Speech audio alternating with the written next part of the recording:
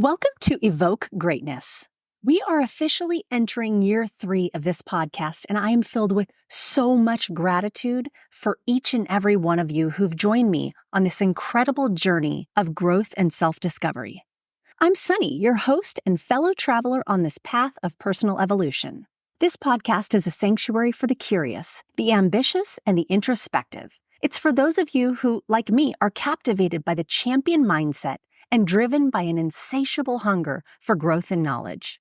Whether you're just beginning your journey or you're well along your path, you're going to find stories here that resonate with your experiences and aspirations. Over the last 2 years, we've shared countless stories of triumph and challenge, of resilience and transformation. We've laughed, we've reflected, and we've grown together. And as we've evolved, so too has this podcast. Remember, no matter what chapter you're on in your own story, you belong here. This community we've built together is a place of support, inspiration, and shared growth. Where intention goes, energy flows, and the energy you bring to this space elevates us all. So whether you're listening while commuting, working out, or enjoying your morning coffee, perhaps from one of those motivational mugs I'm so fond of, know that you're a part of something special. Thank you for being here. Thank you for your curiosity, your openness, and your commitment to personal growth. As we embark on year 3, I invite you to lean in, to listen deeply, and to let these stories resonate with your soul. I believe that a rising tide raises all ships, and I invite you along in this journey to evoke greatness.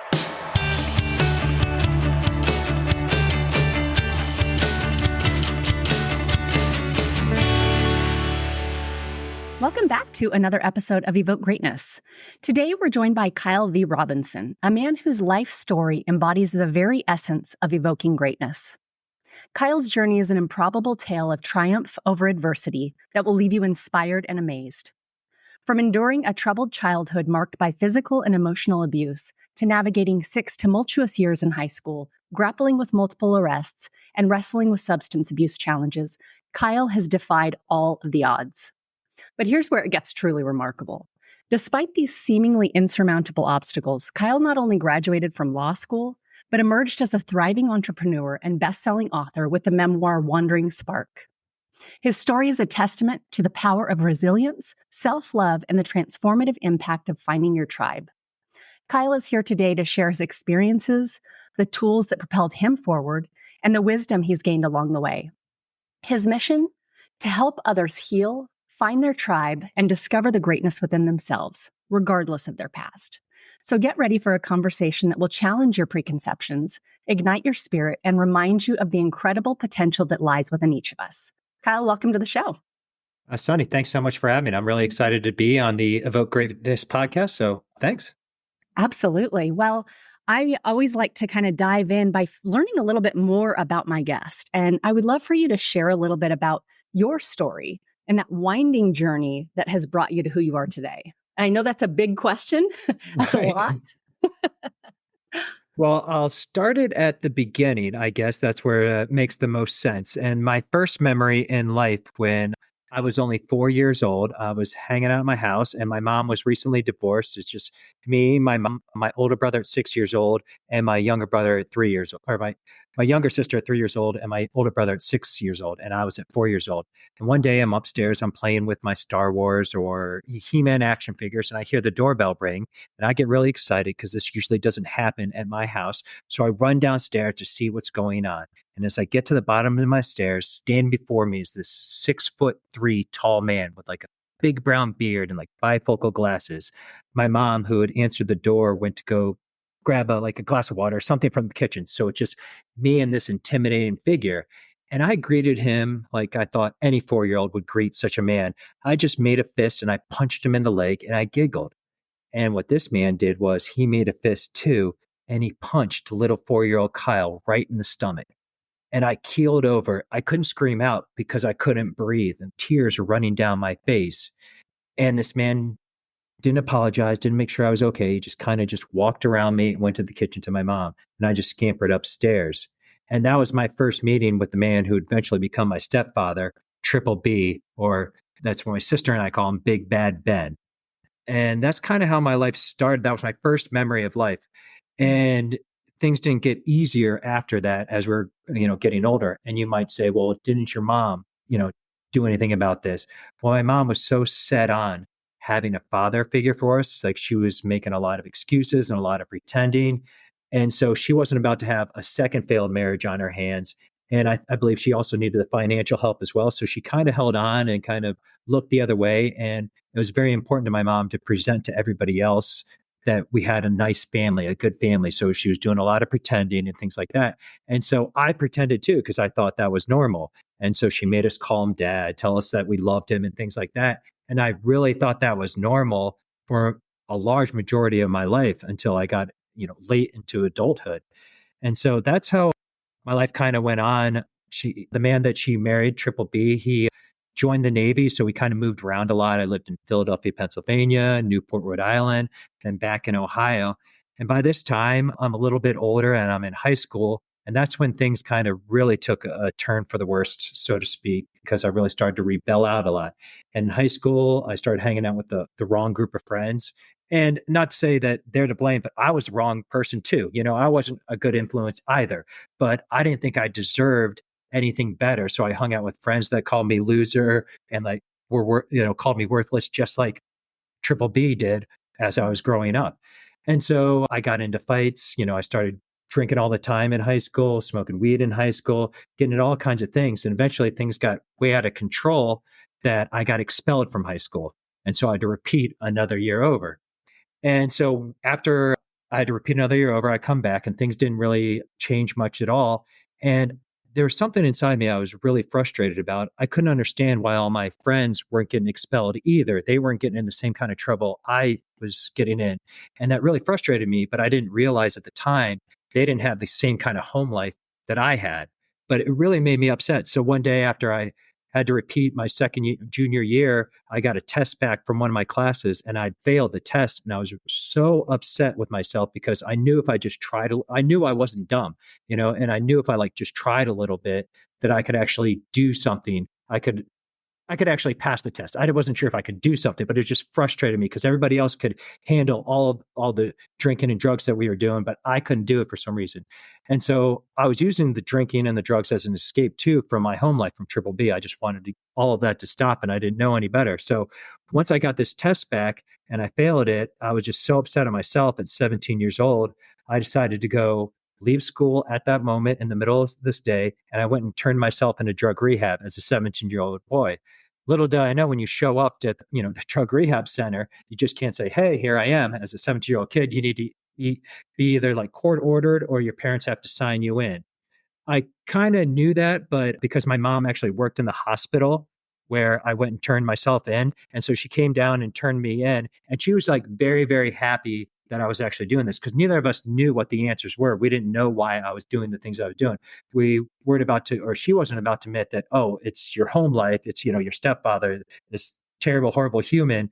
And again, I didn't know. I trusted my mom implicitly. So I thought it was me. And everyone was just telling me I was the problem. I needed to fix myself. So this was the only answer that I knew of. And so I went to drug rehab, and that was actually safe for a moment as a 17-year-old because I'm away from my bad influence friends. I'm away from Triple B. And so it was kind of nice to wrap all that, you know, be in a safe place without all of that chaos going on around me. But because I had to do that, I had to repeat another year of high school. So by the time I get back to high school, I'm in my 6th year of high school. And again, I should also say something. Me like failing out of high school, me going to drug rehab, it's kind of a self-fulfilling prophecy because Triple B was always telling me you're worthless, you can't do anything. And so I'm starting to think that a little bit of myself. So maybe I am. Maybe I'm not that great. Maybe I am a loser. And so everything I'm doing is like just reinforcing his beliefs in me. And it's kind of being injected in me a little bit. But there's still a little spark inside me. I didn't want this kind of life. But when I came back to school for my 6th year, 2 amazing things actually happened. One is that they stuck me into something called in-school suspension.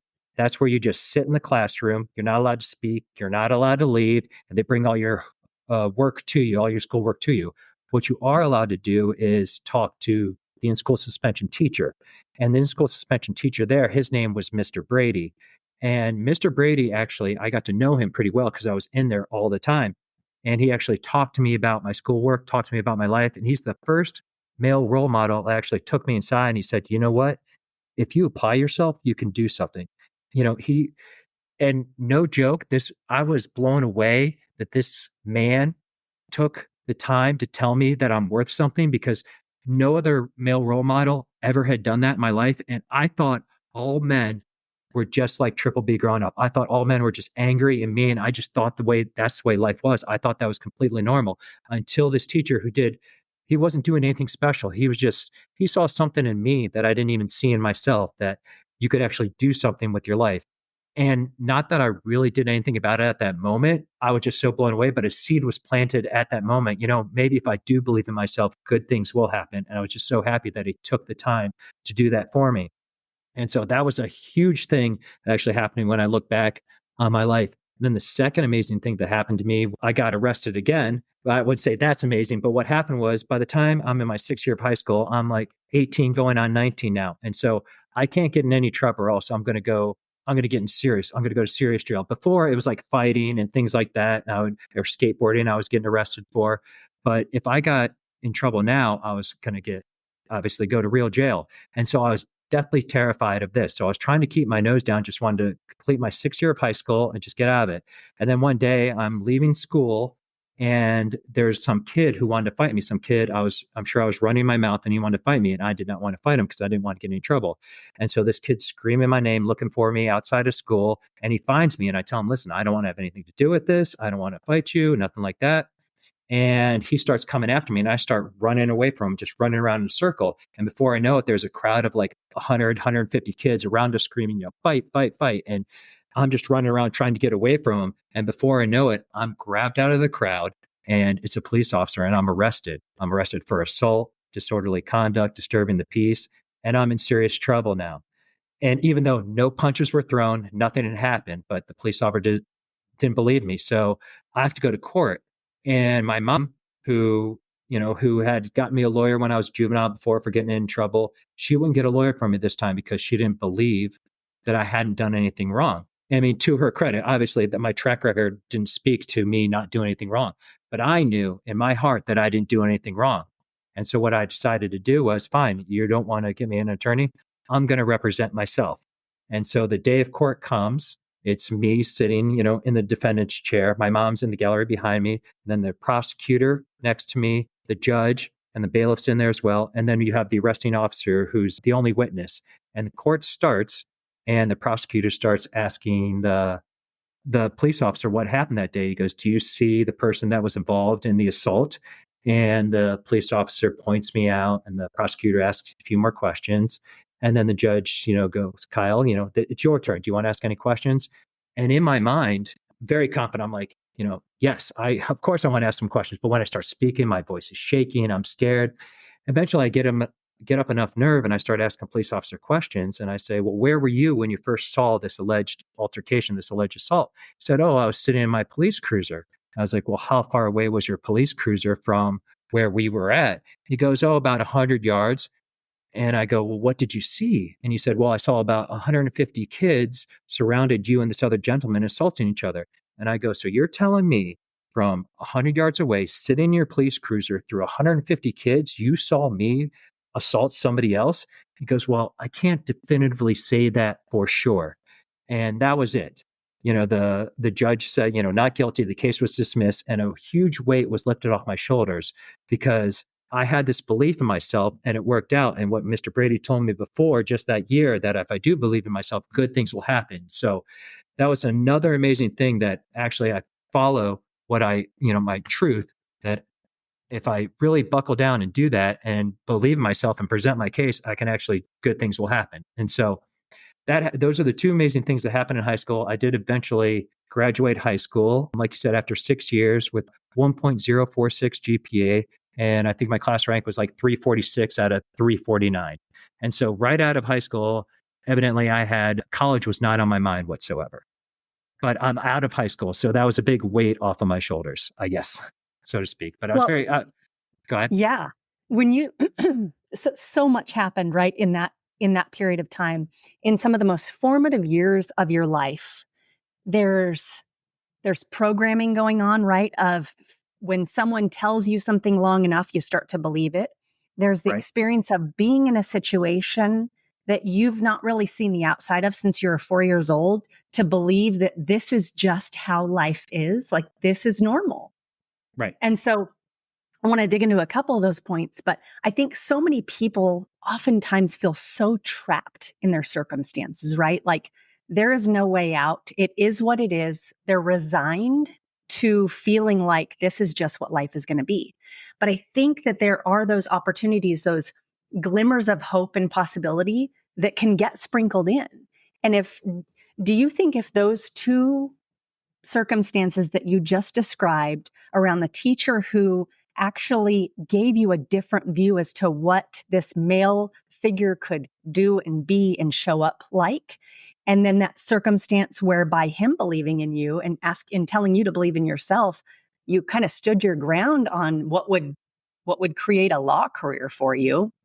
But do you think if you hadn't recognized the glimmer in those two things, do you think your life would have taken the course that it has? No, I don't think it would. I think I might have found my footing later on, maybe, but I guarantee it probably would have taken a different course. I might have just, got another job, not become an attorney, or it would have taken me a long time to realize, what men were supposed to be like. They were supposed to be kind and good and like uplifting. So, Mhm. and it's hard to, go back and say what if or what if, Sure. but I don't think I would be where I'm at right now because, obviously you've heard the saying, you can connect the dots going back, how everything worked out. I think eventually, and we talk about this later, I might have, but it's weird because I say I had another mentor later on, but I don't know if I would have found that mentor if it wasn't for the things that happened to me in high school. So because I pursued the legal career and I found this great mentor. So I think I want to tell myself I might have found my footing, but I think it would have taken a lot longer and I'd probably be a very different person right now if that Yeah. was the case. Yeah. Yeah. And I just think sometimes we're not in a place mentally, physically, emotionally to see those glimmers of hope or possibility that are sometimes just like they're covered up by a lot of stuff, but they're there. And so I think that it's just the importance to me in people hearing that there are those glimmers.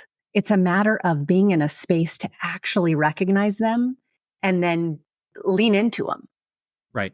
Well, I think I had this little spark inside me and it was just beaten down. And Mhm. I needed Mr. Brady to recognize that, no, it's still in you. You just need to, push it out there and believe in yourself. So, what I would recommend people, what I did, what I really think got me through everything, I held on to that little spark for like dear life and never let go. That I could like be something, I could do something with my life instead of, because it did get buried way down there. And if Mr. Brady wouldn't have talked to me about it, I'm not sure if I would have been able to uncover it. So I'm not sure. You know what I mean? So it's just amazing. But once he saw that, I started to believe it, I held on to that and I never let go. Yeah. Well, and as we think about the importance of self-love, and that's something that with an upbringing like you had, there wasn't a regular opportunity of all of this like showing you the path to self-love. It was Right. something that again, like you said, you were pretty beaten down and Right. feeling resigned or feeling like, geez, is this what life really is? And so when you Right. think about self-love, for those who've never experienced it, it can seem like a super abstract thought or concept or idea. How did you learn the process, or how did you go through the process of learning to love yourself when you had triple B telling you you weren't worthy? Right. Well, and not only that, on top of that, my mom is telling me that this is what love is. This is how fathers are supposed to be, And so I think that's the way love's supposed to be. And it wasn't until we can fast forward way down the road. I really thought I was going throughout my whole life thinking this way love was supposed to be. Because even as an adult, like in college, I had to like my mom would make me call Triple B and tell him like on Father's Day and say Happy Father's Day and things like Mhm. that. Just put the guilt trip on me, and I didn't know anything was wrong with that. I mean, I didn't enjoy it, but I was like, oh, I'm doing it for my mom, and it makes her happy, and like I guess this is what it's kind of supposed to be. And it wasn't until way down the road when I first started writing my book. So when I first started writing my book, I was just going to write about, overcoming, overcoming 6 years in high school, overcoming, challenges I had in college and things like that, and and passing the bar exam. And I was just going to talk about like overcoming and persevering. But then when I thought about it, I was like, well, let me start at the beginning here. What is my first memory? And then my first memory was when I was 4 years old. And then that's when I started writing it. And it hadn't hit me, Sonny. And I swear, until then, until I first started writing the book, of what kind of childhood that I had. And that was an amazing, not, it wasn't an amazing moment because, tears are coming down, but this is what I started writing about. But it was a great moment because now I knew that this wasn't right. This wasn't right, but now I know I can do something about it. Now I can start on the journey of healing and loving myself, and healing my inner child and things like that. So it was actually a great thing that I actually started writing and talking about all of these things because I didn't realize any of this. And I wasn't until I really put it down on paper. And so that's when it really started for me, really loving myself is at that moment when I just recognized what had happened to me, because now I knew, now I can go forward instead of me just being a, messed up kid that made some, bumps in the road and, got in fights and things like that. Now I kind of knew why I did the things I was doing. And now I can move forward from there. If that makes sense. Yeah, yeah, absolutely. And in your book, just show the book here. In your book, and this is such a man, this is a really meaningful picture here. When Thank you. you read this story, it's an emotional and a powerful walk through your journey. And I'm someone who, when I read a book that I really enjoy and that really speaks to me, it's like a movie playing out in my mind as I read it. It's like you can. It's almost like you're there with the person going through it. And so I'm curious around what gave you the courage to write this story, and what did the process look like going through this? Because I think about a couple of different things, right? I think about this had to have been really hard from a familial perspective Oh, for sure. And to work yeah. through this and get it down on paper and then put this out. What did that look like? What that process look like for you? Well, first I'll talk about the why I wrote it. Well, right, I wrote it, I just wanted to talk about overcoming and, talking about like your past doesn't dictate your future. But I wasn't going to talk about like my trauma at home because again, I didn't realize that. And then once I did that, and once I put that on paper, and the way I wrote the story, just to digress a little bit, is I don't enjoy sitting there writing. And so what I had to do is I was like, okay, Kyle, you're going to sit down for 2 hours every day or like 20,000 words, and you're not getting up until you get that done, no matter what. And so every day I did that. And that's the only reason I was able to write all of that down, because I wouldn't have, I don't get these creative sparks like, oh, I'm just going to write a little bit today. If I didn't set a time and a place and how much I was going to do, or I wouldn't get it done. There's some quote from some writer that she was like, yeah, it's crazy. I only write when I feel creative. And somehow it's at 8 a.m. every single morning, right, when I sit down at the desk, And so I kind of did that. And I read a lot of books about writing. If you're familiar with Stephen Pressfield, the War of Art, and that really got me through it and how to fight the resistance and things like that. So that's the only reason how I wrote the book. And then I was like, okay, so now you have all of this drama or these stories in here. How are you going to present this to, first I wanted to, share it with my family. So I told my brother and my sister who have been through the same thing I had. And I was like, I don't know how they're going to react. You know what I mean? Before I put it out there, I was like, you guys are involved in this. So I sent them the manuscript and they both read it and they both called me and were like, wow, like they weren't happy, they weren't happy about it, but there was like, that's exactly what happened, which was nice because it was validation. Not that I was making it up, but like that it was that bad of growing up. And they were just like, yes, this is exactly what was going on. And I'm so glad that you put this down because now they can start on the journey to heal as well. So I Yeah. think that was really important for me to get their blessing, so to speak. But then once I published it, I knew I had to sit down with my mom and just to let your listeners know, my mom is still married to this gentleman today. And so it's very, very difficult. She's holding on to this for dear life. And so, and just to say a little bit of that, like I can't, I can have empathy for my mom. I love my mom very much, but I can't change her. Like I can control how she's going to react. I have to focus on, honoring myself and healing myself before I can go to anybody else, because that has just weighed me down and she's so stuck on the fact that, that she's not going to again give up on this marriage, I suppose, but think that she holds on. So when I told her about it, she got very upset about it. And, she she admitted some mistakes, things weren't the best, but she also held on. This is what she held on to was like, well, you had some good parts of childhood, some things were okay. And that's what she kind of like holds on to. And so I really thought that the book was going to be like a healing journey for her too, but she likes to pretend that everything's okay. She doesn't want to face a lot of things. And so, like I said, I have to focus on me, healing me, and moving forward with that. And not that I don't talk, I still talk to my mom. Like she does some work for me, for my company. And so, but I mean, obviously things are different now that, I put this book out there, but I thought it was very important for me for my healing journey selfishly. And also, once I put it out there too, I heard from so many other people, it's like, wow, this happened to me as well. So that's kind of how it went with my family and things like that. So I don't even think my mom read it. I know Triple B, I'm pretty sure Triple B hasn't read it, but again, they just kind of pretend that like this doesn't exist and we're going to exist in another world where this isn't going on.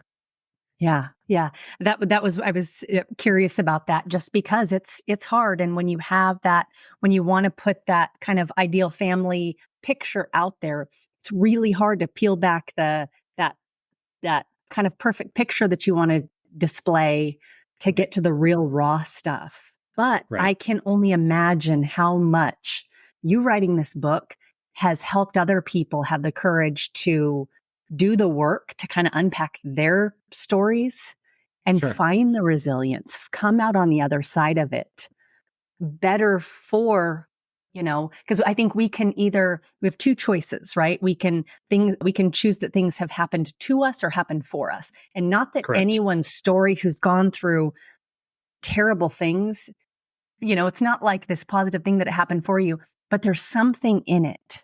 There are those things that you can pull out of it where you tap into the resilience and you tap into the strength to say, how can I have experienced this and I still get to grow and live my life in a healthy manner? Sure. Yeah. And you can also say the way you look at it, you could say, yeah, there was a terrible thing that happened to you or happened to me. But also, if I didn't recognize what was going on and work to heal, it was just weighing me down. And yes, it was very scary putting this out there. And it still is, scary Yeah. putting this out there. I'm not going to say, people say, oh, once you put it out there, everything is better on the other side. Yeah, it is, but it's not like happy go lucky. It's still scary, sharing your story and telling you things that happen to you. But also, I think it's so important to shine this light on this darkness just so it can't have that much power over you. I didn't realize how much power this thing had over me when I was pretending, just like I was following my mom's footsteps, pretending that this wasn't happening, pretending that, this wasn't weighing me down. So once I kind of broke that, then it was, on the healing journey, so to speak. But yeah, it's still scary every day, but the other way is much, much worse, where, it's just wearing down on you and you're just trying to pretend, oh, that's not bad. That's not going to bother you. That's not going to, have an impact on you, which it will for sure. Okay, you guys know the routine. This is where I hit the pause button. You're going to want to come back next week for part 2 of Kyle's journey. He is going to talk about finding your tribe and mentorship, what his journey of forgiveness has looked like both for himself and for others, and some of the tools he has used to help him navigate all the things that he's been through and really set him up for the most successful path forward. You are not going to want to miss it. See you again next week. Thank you so much for listening and for being here on this journey with me. I hope you'll stick around. If you liked this episode, it would mean the world for me if you would rate and review the podcast or share it with someone you know may need to hear this message. I love to hear from you all and want you to know that you can leave me a voicemail directly. If you go to my website, evokegreatness.com, and go to the Contact Me tab, you'll just hit the big old orange button and record your message. I love the feedback and comments that I've been getting, so please keep them coming. I'll leave you with the wise words of author Robin Sharma. Greatness comes by doing a few small and smart things each and every day. It comes from taking little steps consistently. It comes from making a few small chips against everything in your professional and personal life that is ordinary, so that a day eventually arrives when all that's left is the extraordinary.